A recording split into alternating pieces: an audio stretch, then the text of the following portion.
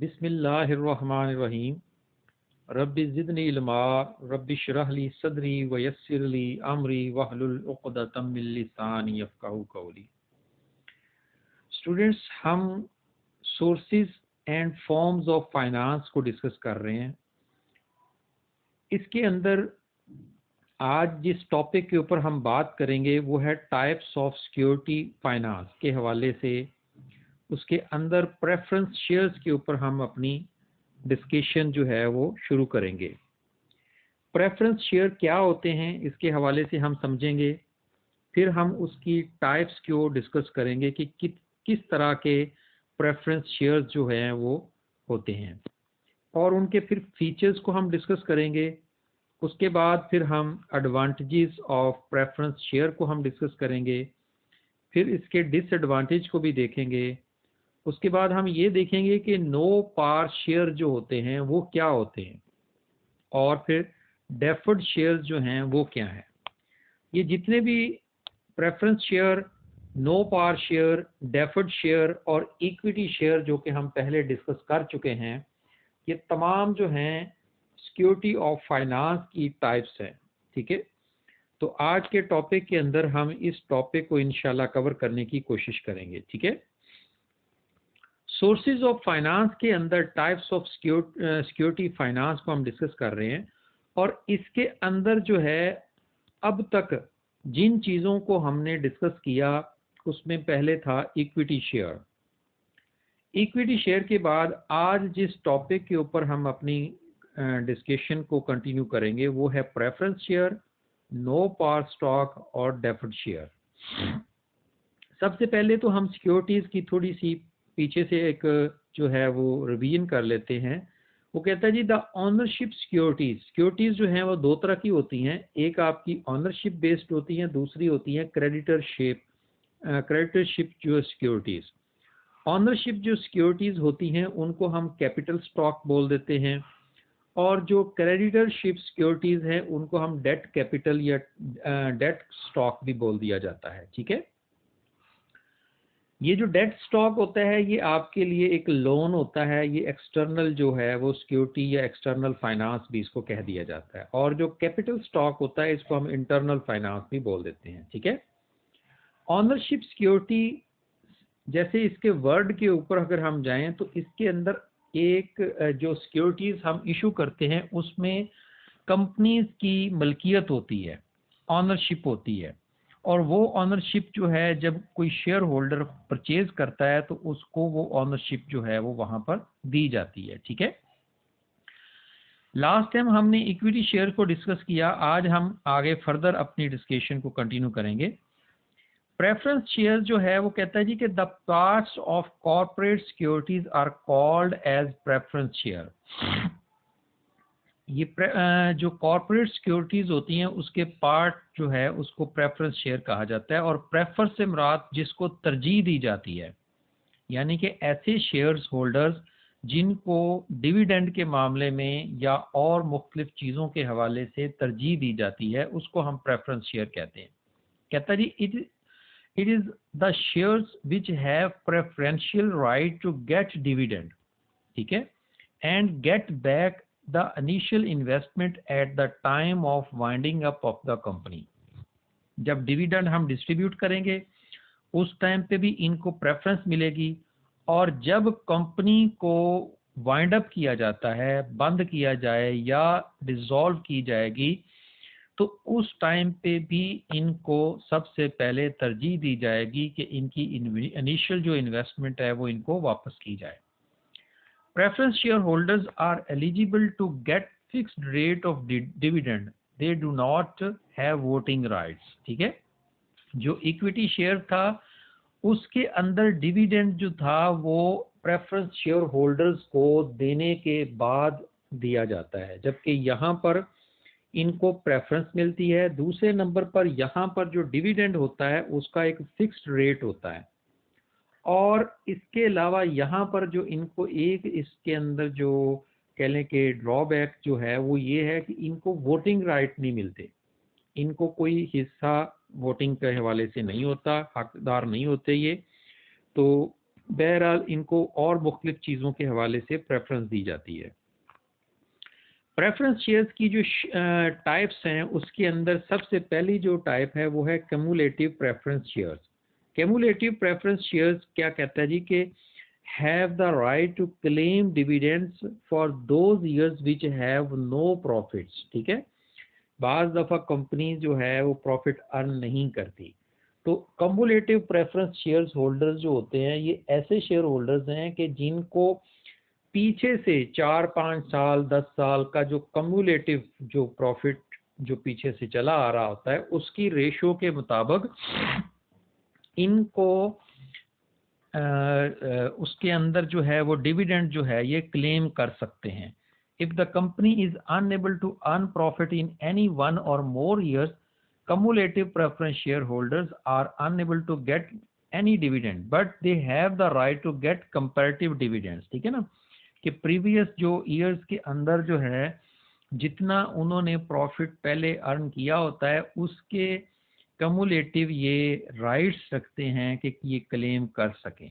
ठीक है, non cumulative preference shares ये कम्युलेटिव के अलावा जो होते हैं उनको हम नॉन कम्युलेटिव प्रेफरेंस शेयर बोल देते हैं। ठीक है, redeemable preference shares, when the preference shares have a fixed maturity period it becomes redeemable preference share। ठीक है, कि अगर किसी शेयर की जो मेच्योरिटी पीरियड होता है वो अगर फिक्स हो जाए कि 5 साल या 10 साल के बाद वो रिडीम हो सकता है, वापसी हो सकता है, काबिल वापसी है during the life time of the company, तो उसको हम कहते हैं रिडीमेबल प्रेफरेंस शेयर।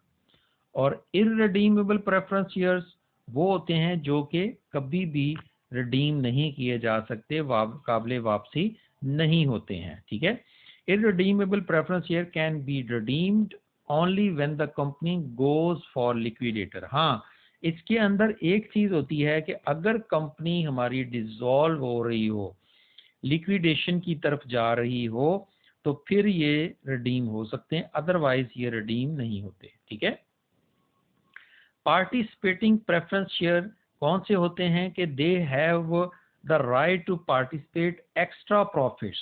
अगर कहीं कोई एक्स्ट्रा प्रॉफिट होता है तो डिस्ट्रीब्यूटिंग जो इक्विटी शेयर होल्डर को डिस्ट्रीब्यूट करने के बाद फिर भी अगर कहीं को प्रॉफिट बच जाता है तो ये उस प्रॉफिट के अंदर पार्टिसिपेट कर सकते हैं। ठीक है, नॉन पार्टिसिपेटिंग ये इस चीज के अपोजिट होते हैं। ठीक है, कन्वर्टिबल प्रेफरेंस शेयर्स ये कन्वर्ट हो सकते हैं share holders for convert there holding into equity shares. ठीक है, आफ्टर अ स्पेसिफिक पीरियड, के कुछ एक मखसूस पीरियड के बाद अगर ये अपने आप को कन्वर्ट करवाना चाहें प्रेफरेंस शेयर्स से इक्विटी शेयर्स के अंदर तो ये करवा सकते हैं, और नॉन कन्वर्टिबल के बाद पास ऐसे कोई चॉइस नहीं होती है। ठीक है, अब हम जरा थोड़ी सी इनके फीचर्स के ऊपर जाते हैं। मेच्योरिटी पीरियड जो है, normally preference shares have no fixed maturity.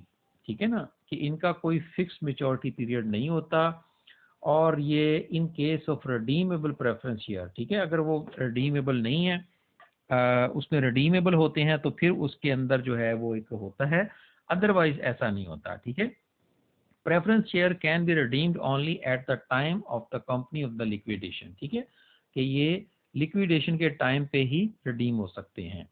Residual claim on income, preference share holders have a residual claim on income, fixed rate of dividend is payable to the preference share. ठीक है, कि वो जो एक income होती है उसके ऊपर ये क्लेम रखते हैं कि एक फिक्स्ड रेट के मुताबिक जो है उनको शेयर दिया जा सके। ठीक है, डिविडेंड का।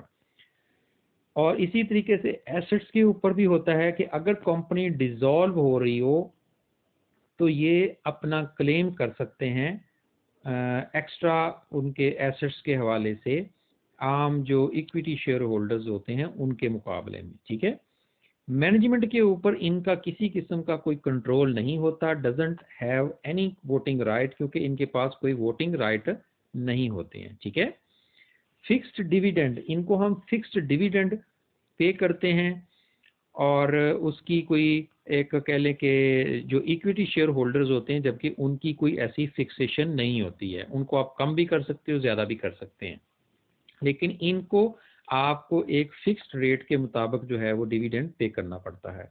कैमुलेटिव डिविडेंड ये हम पहले भी डिस्कस कर चुके हैं कि बाज़ दफ़ा कंपनी जो है वो प्रॉफिट अर्न नहीं करती, तो इनको प्रीवियस ईयर्स के हवाले से रेफरेंस लेते हुए इनको एक कम्युलेटिव प्रॉफिट दिया जाता है, ठीक है, ये उसके लिए क्लेम कर सकते हैं।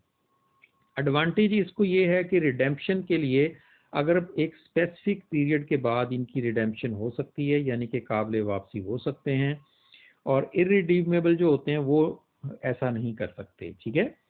फिक्स मैच्योरिटी पीरियड इनकी अंदर होती है कि अगर वो कंपनी लिक्विडेशन की तरफ जा रही हो तो फिर इनको जो है उनकी इनिशियल पेमेंट जो होती है वो रीपेमेंट कर सकते हैं।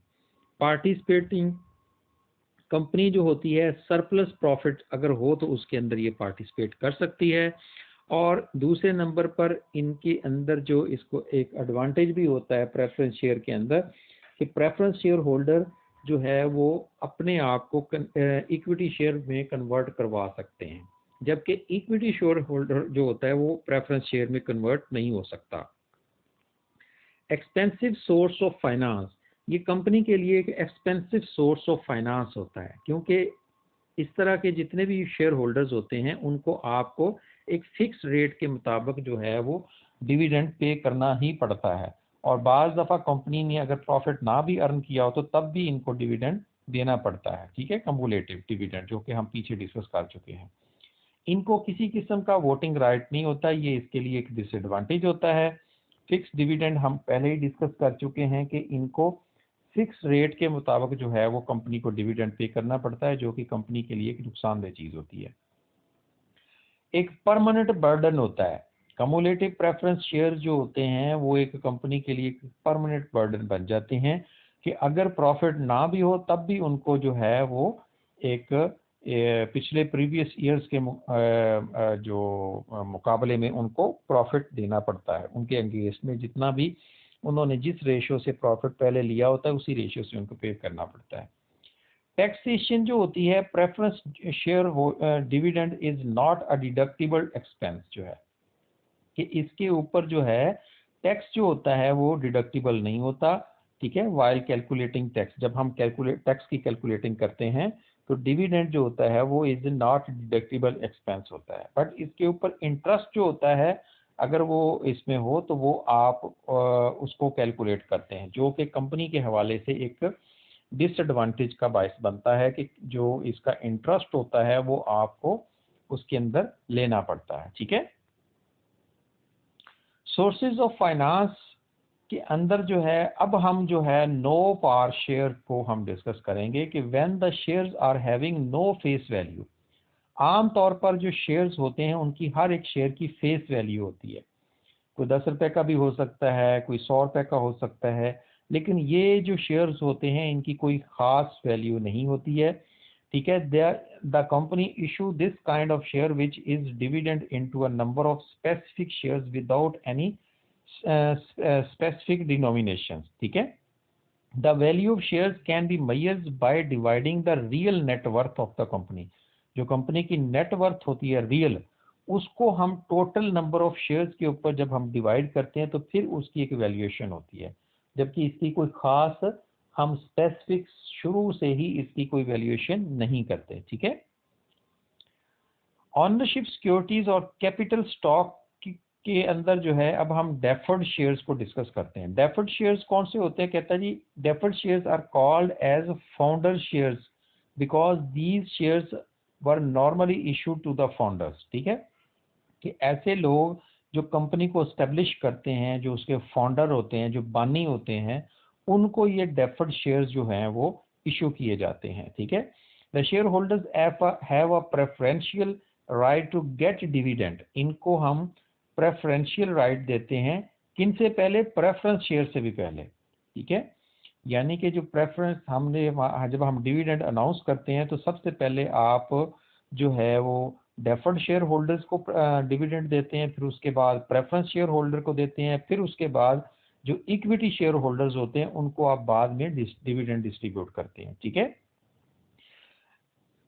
यहाँ पर ये जो अकॉर्डिंग टू कंपनीज एक्ट 1956 लिखा गया है, ये बेसिकली जो है ये उसके हवाले से है, तमिलनाडु के हवाले से है, ठीक है। हमारे यहाँ पर जो है बेसिकली जो एक्ट जो कंपनीज के हवाले से चलता है उसको हम कहते हैं कंपनीज एक्ट 2017 जो है, ठीक है। These shares were issued to the founder at small denomination to control over the management by virtue of their voting rights, ठीक है। ये जो फाउंडर्स होते हैं उनको हम स्मॉल डिनोमिनेशन के तौर पर इशू करते हैं ताकि वो मैनेजमेंट के अंदर कंट्रोलिंग पावर जो है वो हासिल कर सकें, और ये जो इस तरह के शेयर होल्डर्स होते हैं इनको वोटिंग राइट भी मिलता है, ठीक है। स्टूडेंट्स, आज के लेक्चर के अंदर हमने जो सिक्योरिटी सोर्सेज ऑफ फाइनेंस को हमने डिस्कस किया, और सोर्सेज ऑफ फाइनेंस के अंदर हमने डेफर्ड शेयर को डिस्कस किया, फिर उसके बाद हमने उसके जो नो पार शेयर्स को डिस्कस किया, और प्रेफरेंस शेयर को जो है हमने डिस्कस किया। यहाँ तक जो है अगर किसी स्टूडेंट्स के जहन में किसी किस्म की कोई ऐसी बात हो जो कि वो डिस्कस करना चाह रहा हो और उसके हवाले से किसी किस्म की कोई क्यूरी उनके जहन में हो तो वो मेरे से डिस्कस कर सकते हैं, ठीक है। अपना ख्याल रखिएगा, और रेफरेंस मटेरियल जो है, रेफरेंस बुक्स जो हैं उनको आप लाजमी कंसल्ट करें ताकि आपको एक डेप्थ के साथ में टॉपिक को डिस्कस करने का, समझने का मौका मिल सके। अपना ख्याल रखिएगा। ओके, अल्लाह हाफिज़, थैंक यू।